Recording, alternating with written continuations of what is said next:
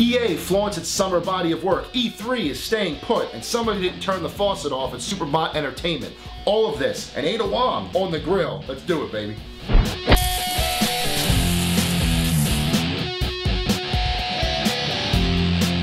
Hello and welcome to GamerNode's Hot Off the Grill for August 4th, 2012. Senior Editor Jason Fanelli at your service, bringing you the best gaming news of the past week. Let's not waste any time, get right to it. EA held its annual summer showcase on Thursday, highlighting some of the big releases for the coming holiday season and beyond.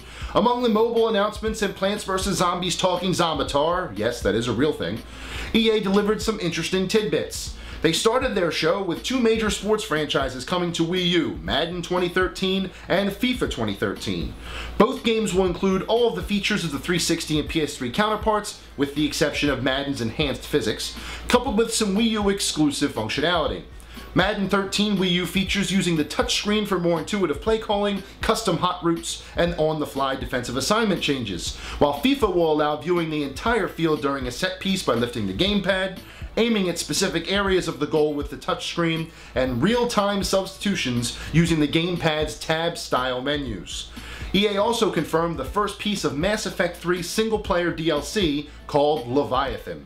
This new chapter will see Shepard and company searching for an ancient weapon known as, yep, you guessed it, Leviathan, to help them fight the Reapers. EA then wrapped the show with the reveal of Army of Two, The Devil's Cartel, following Game Informer's cover reveal earlier in the day. The game, developed by Visceral's new Montreal studio, will take a more mature approach to Army of Two, which means no more bro fists or high fives. The game is due out in March of 2013. Man, that's a lot of EA news, and we haven't even gotten to Gamescom next week. What the hell else could they show us? The ESA announced on Monday that the industry's largest trade show, the Electronic Entertainment Expo, or E3, will remain in Los Angeles until at least 2015. The location of E3 was called into question as construction begins on the new AEG Farmers Field, where the convention center's West Hall currently stands. The ESA also announced that E3 2013 will take place in the remaining areas of the convention center, LA Live, and quote, a plethora of venues throughout downtown Los Angeles and the city. What the hell does that mean? Are we now, instead of going from hall to hall to see the booths, going to have to make our way even further to see everything we want? This was the perfect opportunity for E3 to try something new, even if just for 1 year, and they squandered it.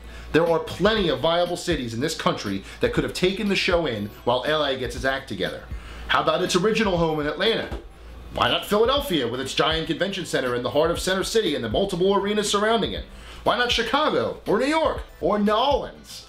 I have a bad feeling that next E3 will be a total cluster F for attendees trying to traverse the changing landscape. So why not just relocate until the project is finished, then come back stronger than ever? I don't know, but we'll see what happens when E3 2013 happens June 11th to the 13th, 2013. Fighting, cover-based shooting, and music all highlight a busy week in game releases. Nice to finally have a selection again, isn't it? Break out those mugs and have a taste of a more rounded selection of what's on tap.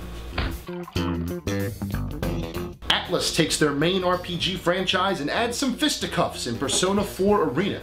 Atlus has tapped Arc System Works for the game, and that BlazBlue Guilty Gear pedigree sure looks like it was the right choice. We'll know for sure on Tuesday. Elsewhere, the Vita sees some love with Sound Shapes, a musical platformer. With names like deadmau5 and Beck contributing to the project, this could be a major sleeper summer hit. Finally, Fifth Cell breaks out of its Scribblenauts shell with Hybrid, a cover-based third-person shooter. The last Summer of Arcade title had an impressive beta test early this year, so I have nothing but high hopes for this unique shooter experience. PlayStation All-Stars Battle Royale was the latest victim of bad plumbing, as a massive leak revealed many of the game's upcoming characters and stages. Images hidden in the code of the closed beta contain pictures of stages and headshots of previously unannounced characters, such as Ratchet, Sackboy, Nariko from Heavenly Sword, Evil Cole McGrath to counter the previously announced Good Cole, and my personal favorite from the leak, one that I've been clamoring for weeks, Sir Dan Fortesque from Medieval. Yes! Two third-party characters also showed up, Raiden from Metal Gear Revengeance, and, surprisingly, Ninja Theory's version of Dante from the upcoming DMC. New product advertising, anyone? Some of the leaked stages include San Francisco from Resistance, Alden's Tower from the original Infamous, and Columbia from the upcoming Bioshock Infinite. The PlayStation blog, while announcing a public beta test to take place in the fall, also released a statement on the leak saying, quote, "We've enjoyed reading all of the fan reaction and are thrilled that so many of you are excited to learn more. However, we are still in development and the leaked content does not fully represent the final product, nor the incredible efforts that were made to make these elements truly spectacular." There's a lot to like here, but it does not change the fact that leaks stink. I can't imagine being a part of this development team and having all of these hard-earned assets come out way before you're ready.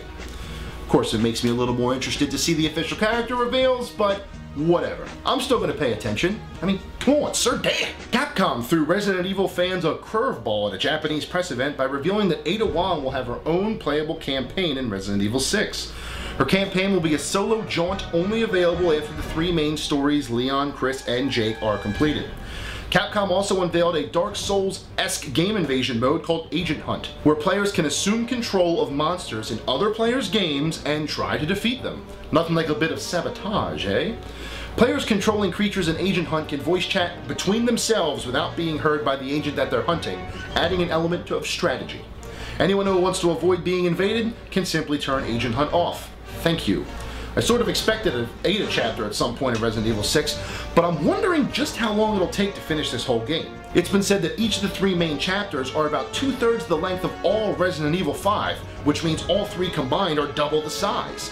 And now with this Ada chapter, it could take players from October 2nd launch to Christmas for one complete campaign. Not that there's anything wrong with that.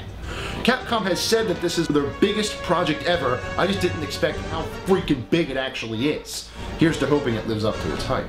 Well, since we're talking about Ada Wong's campaign, I can think of no better time to go back and relive the game where we first met Ada, Leon, and Raccoon City itself. Let's get zombified in this installment of Revisited. Resident Evil 2, the 2-disc PlayStation 1 behemoth, turned the RE franchise from a successful horror game to a legendary horror franchise. 2 separate story modes that play off of each other, with 2 different yet similar characters to choose from, not to mention a city full of the undead instead of just a mansion, made for a terrifying and genre-defining experience. This is where survival horror truly came into its own. We may look back and laugh about the voice acting and over-exaggerated character movements, but there's no forgetting where you were the first time you saw certain parts of this game, like the liquor reveal, the gator in the sewer, and much more. It's hard to wrap my head around the idea that we're approaching the 6th game in the core franchise, as it feels like I just booted up Leon's campaign for the first time yesterday. If you're planning on continuing the Resident Evil story in October, then there is no better time to get back into the RE mood with Resident Evil 2. With that, our kitchen is closed for the week. Tune in next time for more of the most succulent gaming news coming at you, as always, hot off the grill. Until next time, stay hungry, my friends, and thank you for watching.